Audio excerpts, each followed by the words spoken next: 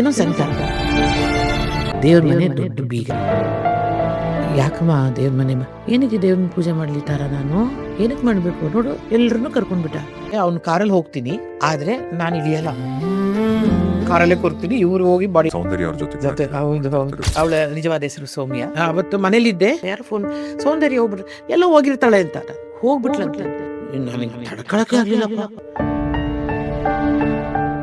ಇಂಡಸ್ಟ್ರಿನೇ ಅವ್ರ ಮನೆಗೆ ಹೋಯ್ತು. ಐ ಥಿಂಕ್ ಒಂದು 15 ದಿವಸದಲ್ಲಿ ಅವ್ರ ಮನೆಗೆ ಹೋಗ್ತೀನಿ. ಹೋದ್ರೆ ಮನೆ ಹಾಲಲ್ಲಿ ಅವ್ರ ತಂದೆ, ಅವ್ರ ಅಣ್ಣ, ಇವ್ರದ್ದು ದೊಡ್ಡ ಫೋಟೋ, ಫುಲ್ಲು ಹಾರ.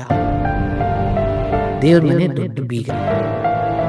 ಯಾಕಮ್ಮ ದೇವ್ರ ಮನೆ ಏನಕ್ಕೆ ದೇವ್ರನ್ನ ಪೂಜೆ ಮಾಡ್ಲಿ ತರ ನಾನು ಏನಕ್ಕೆ ಮಾಡ್ಬೇಕು ನೋಡು, ಎಲ್ರನ್ನೂ ಕರ್ಕೊಂಡ್ಬಿಟ್ಟ. ಅಯ್ಯಪ್ಪ ನನಗೆ ಹೆಂಗಾಯ್ತು ಅಂತಂದ್ರೆ ಏನೋ ಸಂಕಟ. ಇರ್ತೀವಿ, ಪ್ರೊಸೆಷನ್ ಎಲ್ಲ ಮುಗಿಯುತ್ತೆ, ನೆಕ್ಸ್ಟ್ ಡೇ ಏನೋ ಒಂದು ಫಂಕ್ಷನ್ ಏನೋ ಇರುತ್ತೆ ಅಂತ ಅಲ್ಲೇ ಇರ್ತೀವಿ. ಅಲ್ಲಿ ನಮ್ಗೆ ವಿಷಯ ಗೊತ್ತಾಗುತ್ತೆ, Shankar Nag is no more, he met an accident ಅಂತ.